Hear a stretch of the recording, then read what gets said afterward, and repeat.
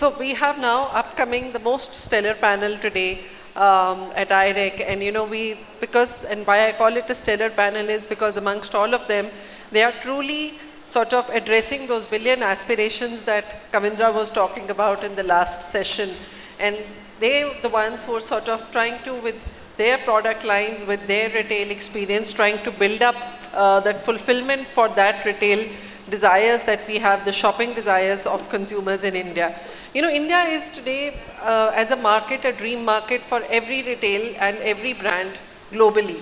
I particularly at my role and at our company, which is Franchise India, we help so many global brands to come to India, and today I have never seen the interest is so peaked and so high to come to India and to reach out to the Indian customer, which has never been seen before. So this is of course one of the most opportune times if you look at it in terms of how Indian customer needs to be addressed, and it's a time to learn as a retailer, as a brand, about how to get it right. So that is where in this panel we're going to have a lot of discussions around that, and also share where our top level CEOs will share as to how they are getting things done in their brand. I'm going to start here with Rajesh. You built Lacoste literally hands up in India in terms of, when you started Lacoste, it was maybe just sort of getting there, and now today it's like, a brand that everybody loves and devours here in India.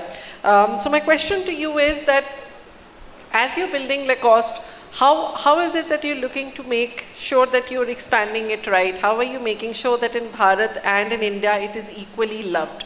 And do you feel that the price points, it's a premium and an upmarket brand. So do you think that the price points that work for you in the metropolitan cities and also in tier 1 cities also work for you in tier 2 and tier 3 cities? So therefore, is your narrative for both these markets the same, or do you sort of try to address these markets differently? But that is India and Bharat. Thank you, Ritu. Good afternoon, ladies and gentlemen. So to answer your question, Ritu, I will split it into two parts. First part is about how we are reaching out to Bharat. And in fact, that is where perhaps e-commerce has helped us significantly. That has allowed us to reach to a wider customer base.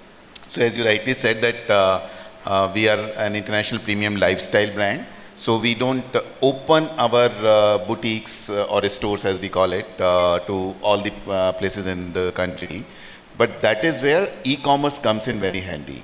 And e-commerce helps us in two ways. It's not only that we reach out to our customer base with the help of our e-commerce online website. We have our own website also, and we have joined hands with some premium marketplaces. And we are able to reach out to a lot of wider customer base through that. In addition to that, what e-commerce does is, because as I just explained that we have our own website, we are able to analyze the data to understand that in which part of the country we have our target customer base. And if there is a critical mass there, we are able to go out to that place and open our physical store also. In fact, to give you an example, last year itself, we reached out to those cities and opened our stores where perhaps we wouldn't have opened otherwise, like Ahmedabad, Kochi, Dehradun, Bhatinda. So those kind of, Kanpur is one of the places. So those are the places which actually were held by our e-commerce data also, that there is a critical mass and we should go and open it. Coming back to how big is the e-commerce and how we are able to reach out to our customer base there, e-commerce has already started contributing to about 25% to our sales. And within that 25% sales, 60% of the places are those where we are not physically present. And 45% of our share of that 25% comes from non-metro cities. So that India and Bharat gap that we are talking about actually perhaps doesn't exist. I think that the lines between e-commerce, offline, big cities, non-big cities or smaller cities, that's fading somewhere. What is happening is that the millennials and Gen Z, they are leading the customer's expectation, they are leading the customer's aspirations. And this generation, they have exposure to global brands and what is happening internationally through media, through social platforms, and through their own travel also. And they have exposure from the beginning, and they have aspirations. So they are there in every part of the country, and they do love to buy our products also. So to answer your second question about the price points, so what we see is that the customers are there for every price point. It's not that customers in smaller towns wouldn't like to buy a expensive product, or in a bigger town they would definitely would like to buy an expensive product. It depends upon categories. So if you have the right kind of category, if that's an aspirational category for the consumers, they would love to buy even if it's an expensive category. What happens is, in case of smaller towns, we have some local nuances, yes. So for example, in South if we go, there is more demand for lighter colors. So we would allocate our merchandise in such a manner that we have more of lighter colors in South as compared to North. Similarly, sneakers and accessories have very high demand on online platforms. So we would place more of those. Other than that, we believe in giving the complete brand experience to our customers, whether online, offline, tier 1 cities, metros, or tier 2 or 3, wherever we are present. So we don't differentiate in our prices or offerings anywhere in the country. So from that perspective, I would say the customers are there everywhere. We don't have to differentiate. We don't have to say that the premium merchandise will not go to smaller towns, barring the local nuances that make us send different kind of merchandise to some places. Sure. No, I think that's very interesting, and maybe, I think the data that you get from the e-commerce space also sort of gives you the confidence to then go out and open stores in those areas which you otherwise might not attempt to do. Absolutely correct, and it has added a lot of value since we have our own website, because we don't understand we don't go to the data to the customer's name, etc. But we are able to analyze that which pin codes are giving us more sale, right. And that becomes a great insights, great input to open a new boutique in those towns also. Sure. No, I think that's actually, so therefore I know e-commerce, which was so feared back in 2015 and 16, has actually become a boon for everybody, for all the brands to sort of grow big. Okay, Amitabh, let me come to you. We've seen such an amazing success of US Polo, and I was mentioning in the morning that our friend Darshan, who passed away, is not with us, started the whole concept of brand licensing in fashion sector much earlier, and he saw that opportunity so much before. So do you think that it has just started, the whole brand licensing for the fashion and lifestyle sector? We're going to see much more of it. Particularly, what has been your example of success for US Polo? You're across categories, you've got outside apparel categories. So what kind of success have you seen for these categories, both in India as well as in Bharat? Do you feel that the acceptance is the same, or do you feel at some places you play it out differently for both the markets? Thank you, Ritu. Good afternoon, everyone. I'll answer your second question first.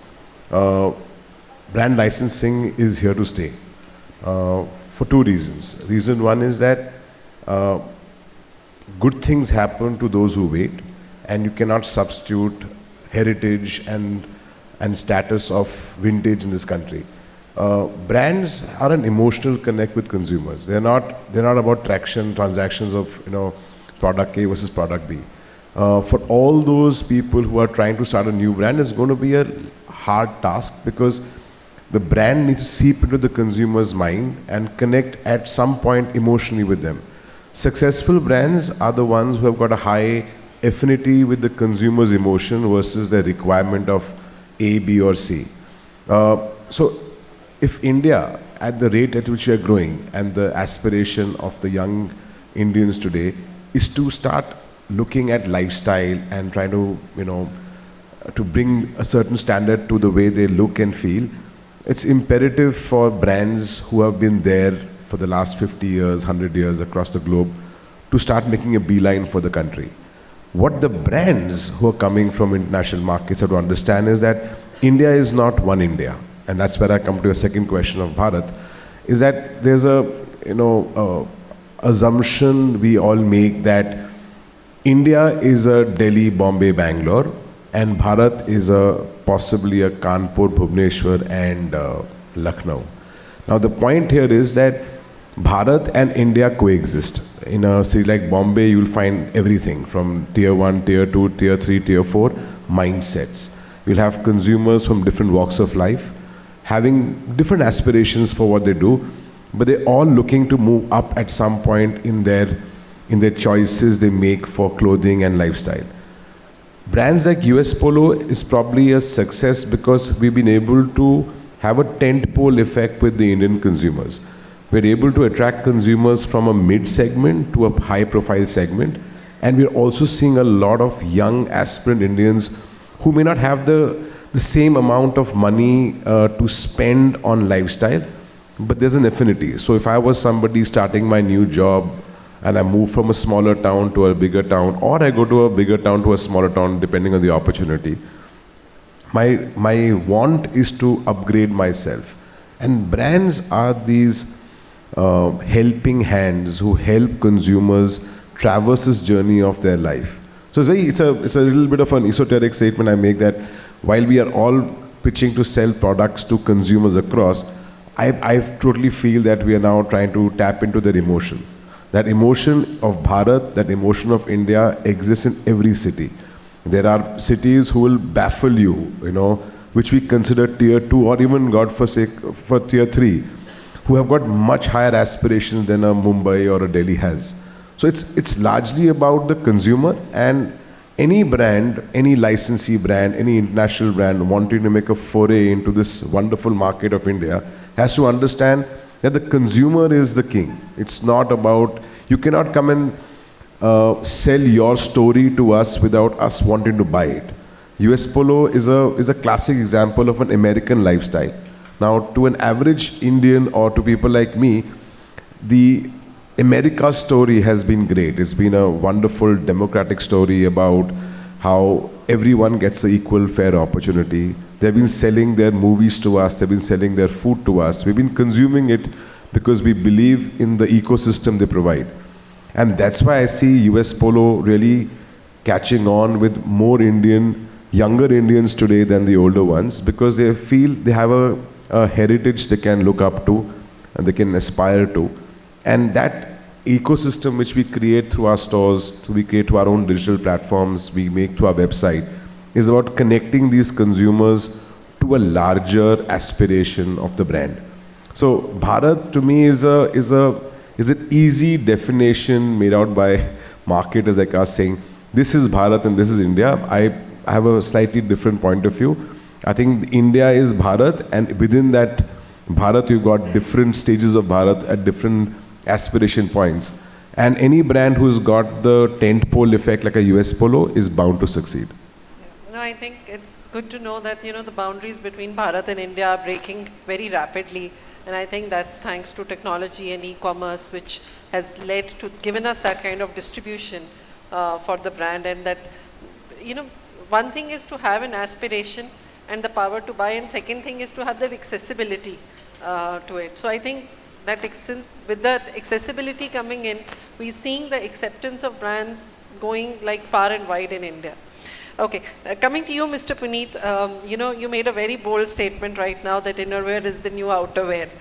So certainly innerwear industry and ABFRL has always been a leader when it comes to fashion and lifestyle. And, innerwear industry itself has become very much of a fashion and a lifestyle sort of category today. With activewear, with sportswear, with so many other categories along in the line that we see in the innerwear space. So do you feel that, the perception that you have built for innerwear being the outerwear and, being much more fashionable than it was originally shown to us or originally known to us, how do you feel that acceptance is there in India and Bharat? So let me ask you also the same question with the innerwear outlook for your industry. And do you feel that India is today ready to sort of go up on price points in terms of what they've allocated to innerwear mentally, and you say that this is okay, this is our lifestyle and we live it? Yeah, thank you, Ritu, and good afternoon, everybody. I think interesting questions and interesting discussion so far. See, it's fascinating to know how the innerwear industry has evolved over the last 10 years or so. we started about 7-8 years ago as a startup within a large corporate, and we've grown rapidly after that. And I've seen the industry evolving for the last 7-10 years. When we entered, it was mainly a functional, very basic category. But now, it's become a powerful expression of personality, style, and comfort. So to your question, consumers today have become much more sophisticated. They are demanding innerwear for different occasions, whether it's sports bra for sports, whether it's seamless and shapewear for the Western outfits that they want to wear, or whether it's bridal for weddings. But within all of this, again, there is a large fashion play and fashion expectation in terms of trendy products. Premiumization has taken deep roots. It's no longer difficult to sell a 700 rupee product or a 2000 rupee bra. And especially in India, the metro cities, premiumization, price points are not a driver. What is driving the business is essentially fashion, something that reflects my personality, something that is able to give me the comfort and the functionality that I need beyond, fashion and premium products. But yeah, it's also surprising to see that how brands have created a laddered product architecture within this category, which used to be a very simple, functional, basic category. We have, products. Every brand today in this category has entry price product, mid price product, premium product. So you have ranges starting from entry price to mid price to premium fashion. And then you also have, and then this laddered product architecture is something that allows the brands to play in India and Bharat. Still, there is a very large business that comes from general trade, which is about Bharat. But like mentioned earlier, India and Bharat, you find lots of Bharats in India. Right. And then you have a similar thing happening. You find lots of Indias in Bharat. And you have, you will be surprised to see, to get to, cities where you have 20% rich population, in some cities better than metros. So purchasing power in India, as we know, is increasing rapidly. Aspiration is building. But when it comes to, going to Bharat, I would say there are 3-4 learnings that we have had. One, obviously, you have to, value pricing does play a role still. Which means it's not just about pricing, it's about value for money, which is a very important aspect. The second aspect is trust. For brands to build trust with consumers is very important, and I think that plays a significant role in Bharat, where consumers go to general trade, and advocacy and trust is very important piece of the transaction. And beyond that, there is affordable fashion, the need for affordable fashion. Most of these guys have played it well, whether it's value fashion retailers or brands which are in the mid-premium space also, in terms of catering to the market, whether it's India or Bharat. And I would say going to Bharat has its own challenges. How do you choose a right balance of e-commerce versus offline? What kind of value pricing you do? How do you create affordable fashion? What is your retail format? How do you customize your product mix for these cities is extremely important. While fashion does play a role in India, but fashion in India is still different from fashion in Bharat. Whether it's the branding, it's loud branding versus subtle branding, the color play, the prints, and lots of such things are again very differentiated. So I would say brands have to be cautious. When they go to Bharat, it's better to go slowly, experiment, customize, and then build your business rather than trying to apply the same formula that is valid in India. Yeah. Sure. I think you're right over there. Pretty much also in sync with what Rajesh and Amitav had also said earlier. I'm going to come, there's something interesting you mentioned which I'm going to come to, but before that I'm going to jump to Pulak. Pulak, you have, so Puma has traditionally and even today always leveraged the power of celebrities with sports. With sports and fashion, you brought together in a very nice way. And do you think now this celeb power, it works in metros and Bharat equally? Or do you sort of also change your narrative or shift your narrative in some other way to say, even if you have like a Virat Kohli on your team, then how do you put Virat Kohli in a tier 2 or a tier 3 city versus in a metro? You shape that differently, you give the different narrative to it. So thanks, Ritu. Hello, everyone. So, so Virat Kohli has a broad appeal. He has an appeal across tier 1, 2, 3. So when it comes to influencers, we look for brand fitment rather than amplifying sales of a particular region. So we are a global brand with a global positioning, and we would like to stick to it. However, when we pick influencers, we pick them from across the country, basically showcasing the cultural diversity that we have in different parts of the country. So, for example, let's say the current campaign which is going on, which is Palermo, over there we are working with the DJs and the content creators from the Northeast and shooting people from Kolkata, showcasing the culture over there, but not necessarily selling only to that region. It is a brand campaign which has a national appeal.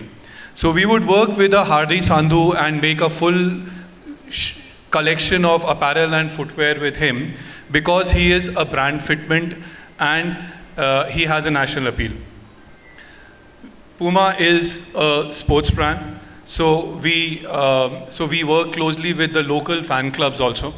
Like the local fan club of RCB, the current campaign, RCB campaign, which is going on in the stores, is where the local Bangalore fans or even fans from outside can find them on the billboard along with the RCB players like Virat Kohli.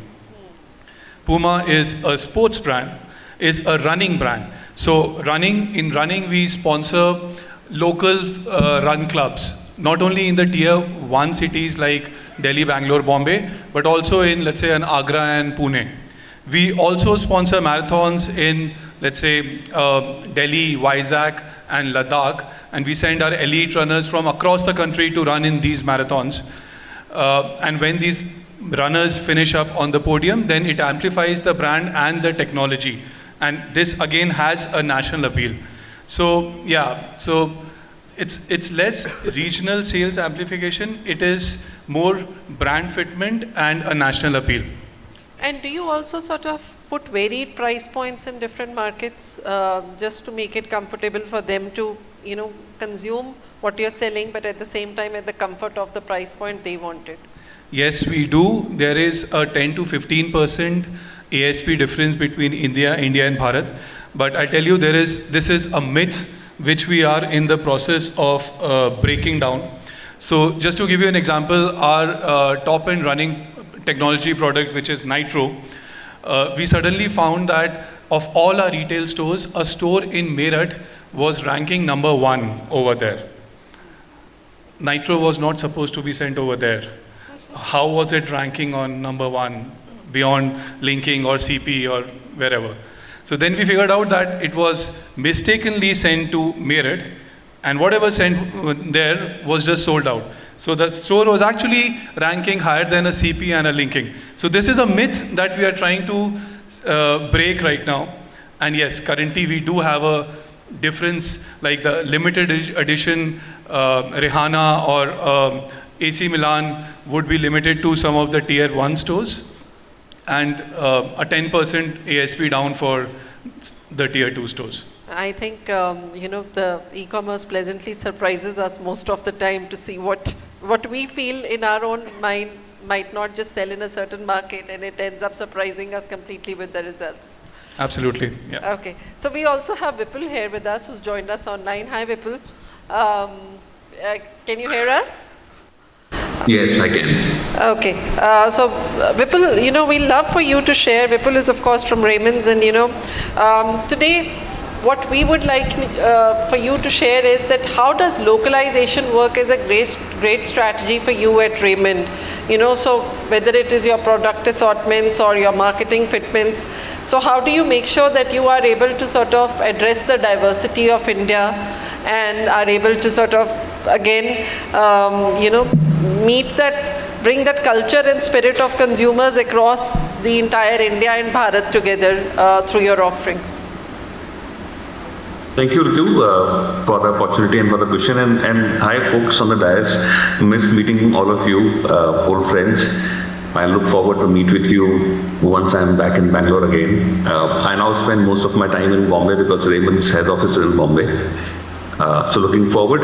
Now coming back to Ritu, your question. So Raymond is a 100-year-old brand, has been, market leader by a very large mile as far as suiting is concerned, has multiple other extensions of product. Now, just to give the contrast on what plethora Raymond caters to from their 1200 odd stores and then MBO counters, is that the most expensive suit length which Raymond sells is about 8 lakh rupees a suit length.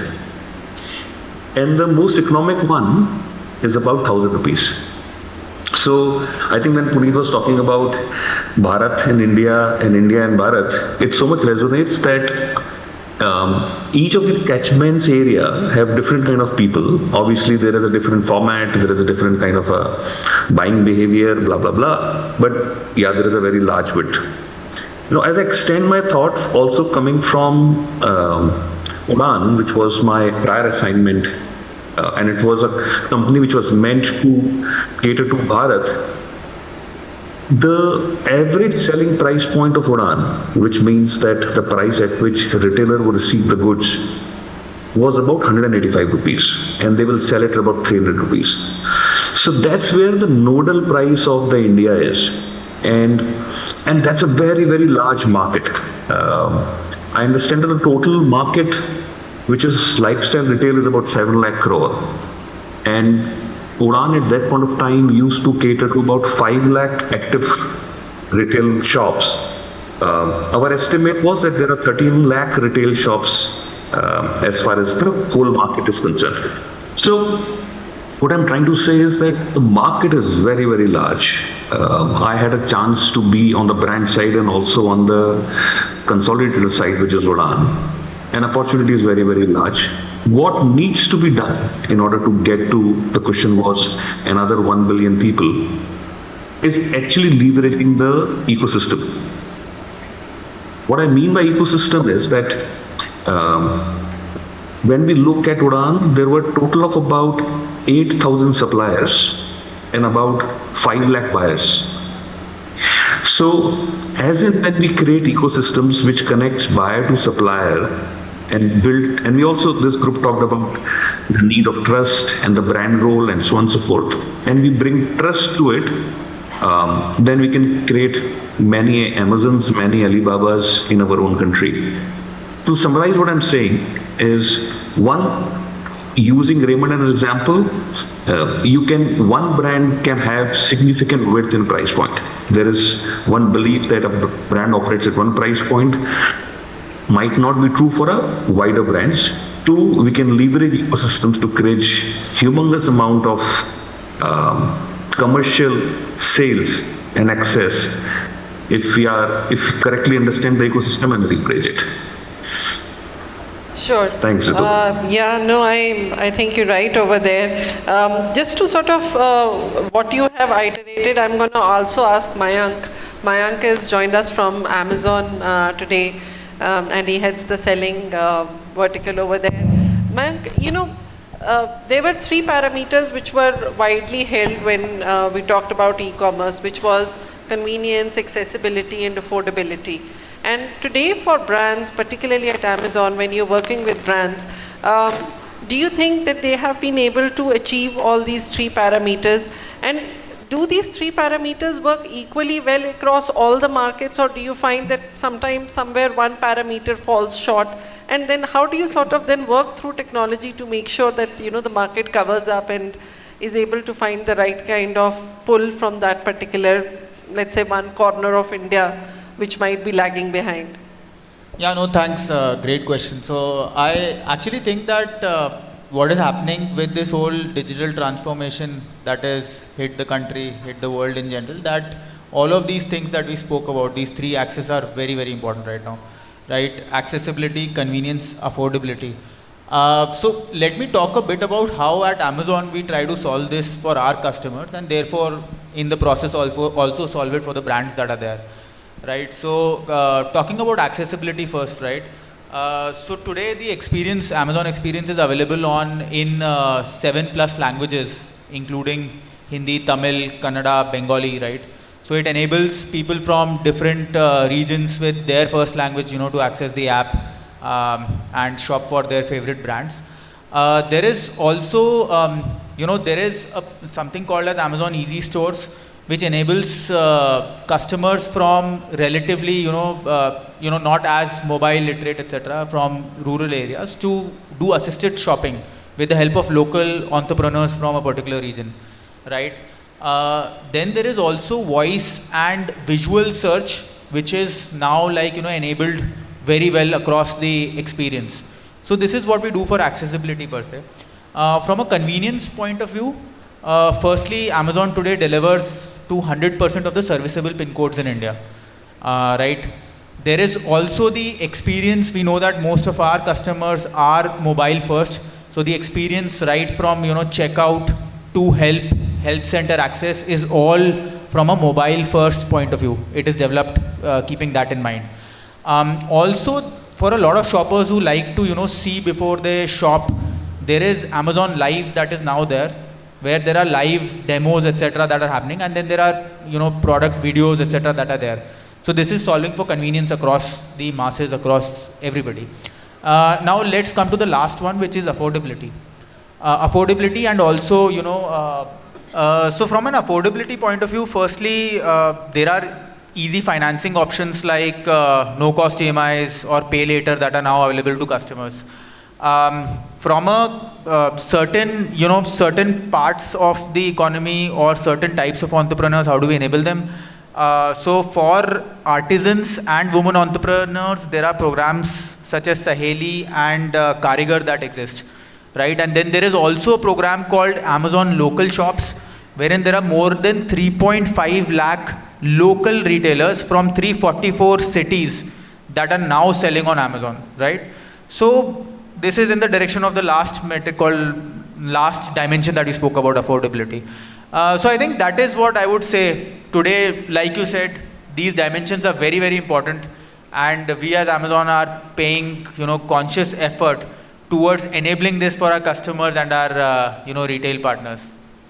Sure. No, I think, and those initiatives are probably very important to actually uplift and uprise the people out there, even in smaller cities of India, and to make them more aware. So do you think that Amazon Live videos that you were talking about, they work well in terms of creating that affinity for you? Yeah, of course. So I think let's look at the consumer insight, right? There are people who, for certain categories like fashion maybe, and even electronics, you want to sort of look at it, you want to experience it more before you go and buy. So for these categories, I think they really help the customers, and even for a lot of other categories, we are seeing that the adoption is there. So yes. Sure. Okay, I'm going to come to you, Mr. Venkatesh. So, I understand that in Bharat, the lifestyle is probably much higher than what we see in metro cities. They have more time at hand, they have bigger homes, they have more parties, and all of that, which we probably don't see as much in metros, though I'm not saying it doesn't happen here. But given in your category of home and kitchen, and as I said, there are bigger houses over there versus more apartments in bigger cities. How does retail and consumer centricity play an important role in terms of, and the showcase points for these kitchens? What edge does that give to you at TTK Prestige in terms of making customers more aware about the product lines, and are they sort of okay with buying products at a higher value rate? And does retail sort of lend you that arm to be able to give customer that confidence to buy a higher price item, which maybe in general trade or even online they would not have picked up? Yeah, so I think you're right. In our category, if you were to look at, it's not something that the India Bharat story in our category has hardly been sort of addressed before, right? But I think the big change we're seeing in our categories is the growth is actually being driven from tier 2, tier 3 towns. They're being consumption-led. The metros and tier 1 are moving the premiumization route, but given the penetration of our categories, they have a very different dynamics that works. But the growth is actually being driven from the tier 2, tier 3 cities and much below the radar. I think two things I would go to what was earlier said. I think there is this element of trust that is important in these tier 2, tier 3 towns, right? It's not about anything that works. It's about the aspiration being met by a trusted brand. Right. I think that plays a very important role. The second that plays a very important role is your ability to reach those products, right? Of course, e-commerce helps you reach products, but there's always a limitation in terms of some of the categories that we would like to address. Retail, in that way, helps us actually reach some of our innovative products. It helps us reach some of our new products to these markets. It helps us cater to the aspirations of these segments as well. Of course, it does not address the 100% of the market, but retail, in my mind, sort of helps us take the leapfrogging effort into these markets. So, for example, 30% of our business comes from retail today. We've got close to around 700 stores in the top 300 towns per se. Our expansion plans into the next set of towns are quite strong because we do believe that retail and ability to be able to present your brand and make the consumers experience the brand, I think it's critical for our category. Right. Yeah. And do you think the rising price points that you're seeing, in fact, this is a question to all of you, for high value goods particularly.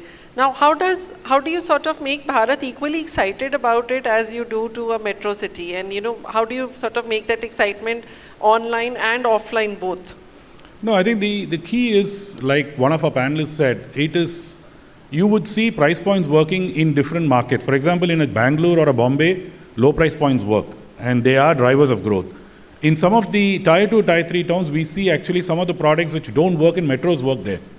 The aspiration levels therefore get addressed in those markets. So to me, I think the volume might be different, but every price point works in every market in India. The challenge for the brand is to address that in terms of price point laddering and also be able to reach those products there. So reach, trust, and the price point laddering is what I would say brands need to address it in our category. The affordability is not limited to, say, a tier 2, tier 3, because in a tier 1 metro cities, you have huge segments today which are affordability-led segments. So I think it's about addressing the opportunity the right way. Right. Yeah. So I would just like to add it here. I completely agree with him. In fact, there is a customer at all price points. It depends upon the categories, as I was explaining. Let me also give you a little more insights into fashion category in which we play the premium fashion. We don't find much of a difference when we talk about the price points in a metro or a tier 2 or a tier 3 cities. The difference is in the customer. So there are several customers in metros as well as tier 2 cities who would like to buy it at the first. It's like going to the movie and seeing it first day, first show. There are set of customers who would like to see it the first day. There are second set of customers who are happy seeing the movie on the cinema hall sometime next week or something, and there are customers like me who are now happy to see it on OTT also. Similarly, in fashion category also, we see a lot of customers irrespective of the geography. They would like to buy the latest fashion in the store whenever we hit the shelves. On the other hand, there is a different set of customers who would like to buy it during end of season sale. So typically what we see is that there is no major differentiation in regional geography when we talk about the price differentiation as such. And we offer the right kind of merchandise to all the stores in any part of the country. We don't differentiate between a tier 2 city or a metro city when we offer the merchandise. Of course, as I was explaining earlier also, there are some regional nuances depending on the climate, depending on the culture, etc. But the customer base is there. So can I add to that? Sure, please. Yeah, I think it's about how your brand is positioned. Because if you have a brand which can extend its pricing, then it's because like Vipul was mentioning, if you can have a very wide width of pricing, then you also have a play which is very different that you can have for premium customers versus value pricing and things like that. And like we all say that everybody is everywhere, India, Bharat, everything is mixed. But then there is a weight, the modal, where is the maximum weight lying? And if you have to break this puzzle, for us, the way we look at it is very simple. We extend pricing from entry price to premium, and then we have a play at all levels, which allows us to then create a different assortment mix for different catchments. They could be, whether inside a metro, there could be a different catchment, but there could be a different catchment within a small town. And hence, your assortment mix varies depending on the store and the location and the catchment. And it's extremely important to get that piece right. Your price play, and it's also very important because while we talk about e-commerce, physical retail in small town has a very large role to play still, which means creating an experience for the consumers, because shopping is still an entertainment. It's a welcome break for small town.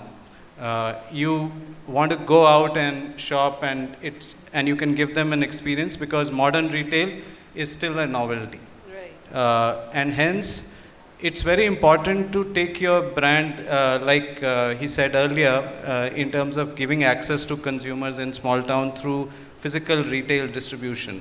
While you can be present online for creating discovery, but it's very important to give access to consumers through physical retail. Again, then the design of the store, I mean, you could choose to have frills or no frills. It's always better to create a no frill kind of a store, which basically gives you an elevated experience.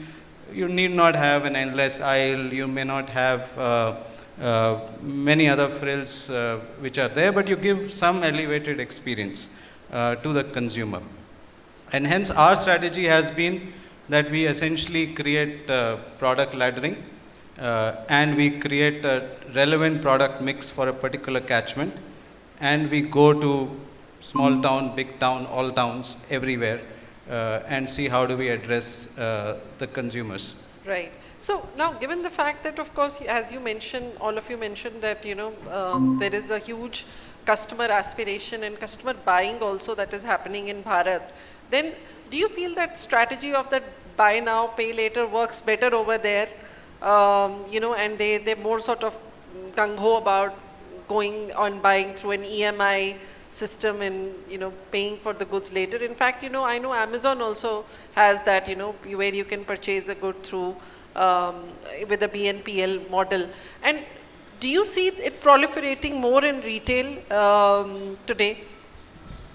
See, I think without stereotyping, what type of consumers you'd find where, I think the idea behind this or the genesis of this is that people who have, maybe lesser access to credit per se, it's enabling that segment, that strata of the society. Now you have to map that to, people who are shopping online. Now, given all of this, I think there are patterns that are emerging, but at the end of the day, it is about enabling people who do not have this access right now, and that is huge. And in certain categories, it is really beneficial. When you are buying a high ticket item, right, there you are just enabling any sort of consumer, even like consumers who have that paying propensity, right, they are likely to use that. So it is, in a way, an enablement lever is the way I would put it, right? Sure. Pulak, do you see this happening at Puma in terms of, high value shoes being? I agree with Mayank 100%. So actually it's not a phenomena which is different for India and Bharat. There are these customers in both geographies who if extended credit, they can use it rightly. Having said that, I think this is not a big phenomena, at least with us. There are not many takers for the EMI thing with Puma, both in big cities and small cities. especially for, let's say, Bharat, we do a lot of shop in shops in a lot of tier 2 and 3 cities.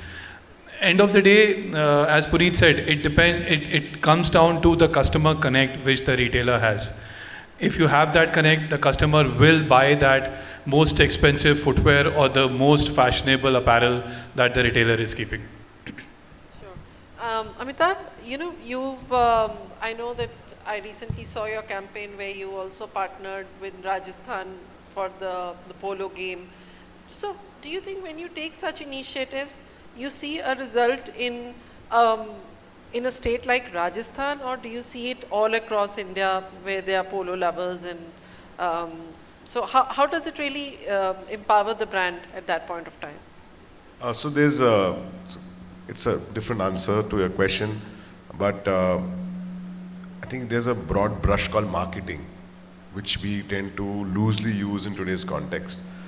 As consumers are evolving, as markets are getting more interesting, the role of marketing also has to be multifold. You can't have a one-horse mentality for a marketing campaign. So I break it up for a brand like US Polo. There was a requirement for rebuilding the emotional connect with India. It's a brand which has been there for over a couple of decades now. It has always been showing US Polo as an American, Caucasian, white-skinned brand.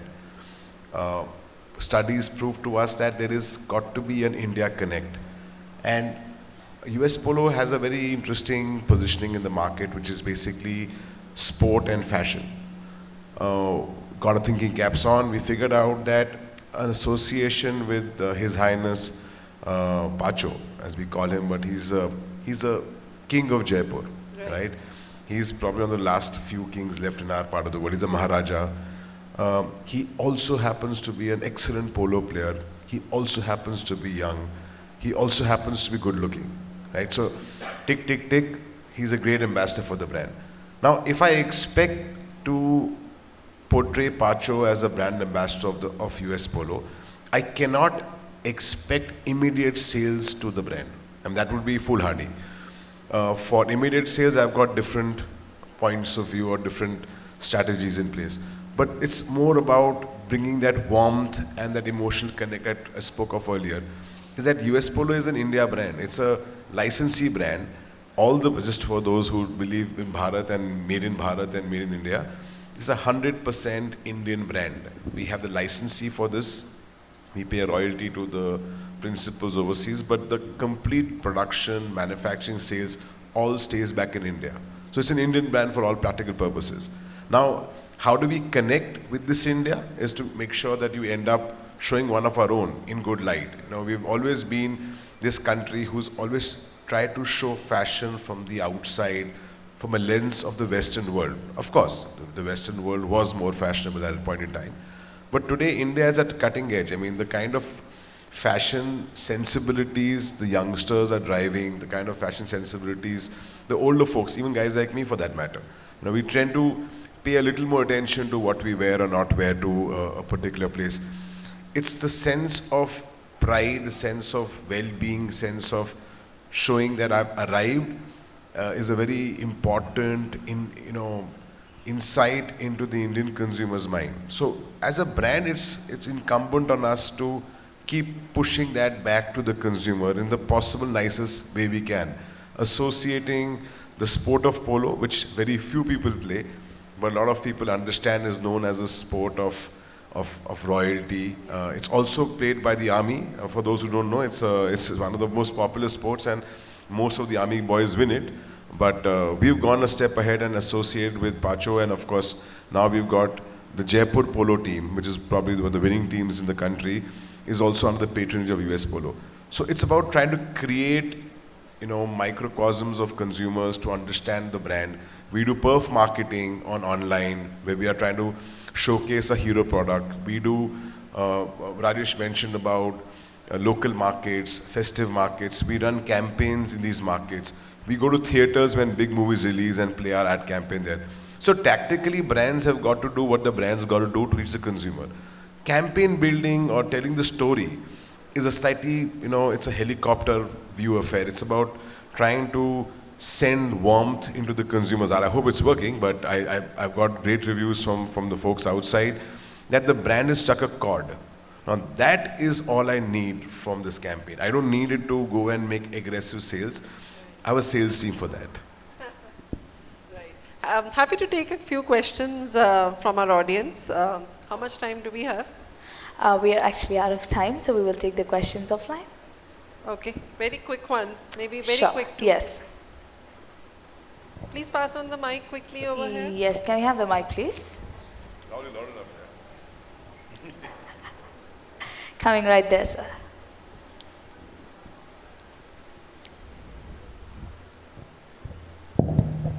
So great panel. We've spoken about India, we've spoken about Bharat, but now the news story is all about quick commerce and stuff like that.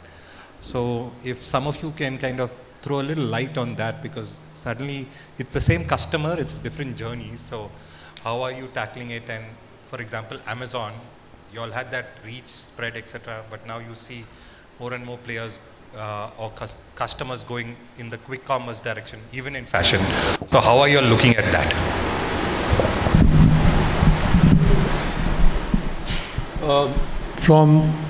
I can tell you about Puma early days for fashion in quick commerce. There are brands which are trying in quick commerce 10-minute delivery, 15-minute or a half an hour or 1 hour delivery. There are product categories which are in demand in quick commerce. From a sports brand, I can tell you that a lot of our football and cricket jerseys that we do are very relevant for this channel. Also, lower price points is still something which are preferred here. So yeah, I think early days for fashion in this channel. Yeah, so I would say, the channels evolve to serve a need for either consumers or brands. So quick commerce is a channel which has come up, which is basically satisfying your, some urgent needs or certain categories which are amenable to quick commerce. But we are also there on quick commerce early days. We have seen a lot of success there. But then, one has to be careful about what is the role of each channel for your brand. You need to give accessibility to consumers, and omni-channel will basically be the way forward for most brands in terms of how they essentially service their consumers. So whether it's, and every channel will have some role. So whether it's discovery, accessibility, convenience, versus, tactical experience or entertainment or the experience of shopping. And hence, the role of quick commerce will evolve like e-commerce when it came into physical retail. It's now, for example, for us, it's 20% of our business. But still, India, about 58% of India still shops purely offline, while it is emerging and progressing very fast. But I think we'll have to think about the role of the channel for the brand, and then see how do you ensure that you are able to maximize that part in each channel. And every channel will have a role. So, if I have time, then I can also add to that. And see, the world is changing very fast. And I was very amused to see this piece of news today morning only, that the Amazon senior person said that the traditional e-commerce can coexist with quick commerce. So e-commerce, which was supposed to be the new thing, it has automatically become a traditional thing in such a short span of time. When we talk about quick commerce, actually we have to look at it from two perspectives. One is from the consumer perspective and the other is from the retailer's perspective. Consumer perspective, it's a great thing because it adds to the convenience.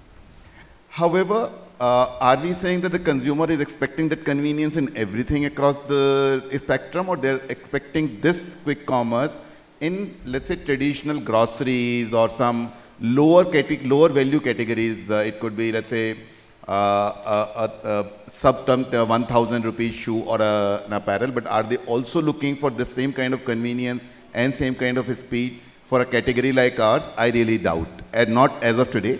Our customers would be happy to wait, or at least we think that they wouldn't like to buy it so fast because there are returns also involved. And in quick commerce, returns becomes a major problem. That's there in omni-channel also. But in quick commerce, it becomes more accentuated because you are receiving the product in 10-15 minutes. I'm not talking about the groceries, which is standard. I'm talking about fashion. But if you don't like it, you have to return it also. And there is no effective mechanism to handle that return thing also.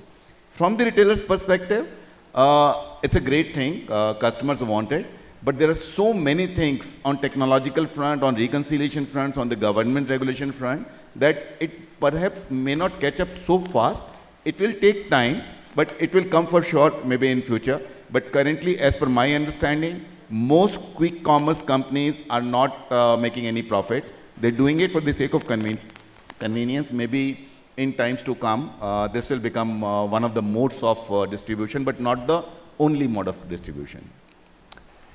Well, with that, thank you. So you have something to add on? Please go ahead. I just would quote back to something that I heard in a different panel. I think let's leave it to the consumer. We don't judge consumers. Consumers evolve, technology evolves. The role of brands, the role of companies is to actually then service those needs. If it works, it works. Like I said, if it's profitable enough, scalable, I think brands would address the challenge. If not, it would evolve. I think we never thought e-commerce would evolve like this. So probably quick commerce is one more channel. But the reality is, omni-channel is the way for brands. It's not that one particular channel is going to be dominant. Yeah. Thank you so much. Yeah, I think she's been giving me the time figure for a while now. But I think thank you so much to the panelists. I think these were some great learnings, and you really sort of concluded it well that, ultimately you have to leave it to the customer to decide what they really want. But I think the way you're really strategizing it, you're right, sir, when you say there is a Bharat in India and an India in Bharat. So yes, it really works that way. And therefore, whatever strategies we build actually work pan-India very beautifully. So thank you so much for sharing those great insights, and please a huge round of applause for them for sharing their time and their insights here today at this forum. Thank you once again.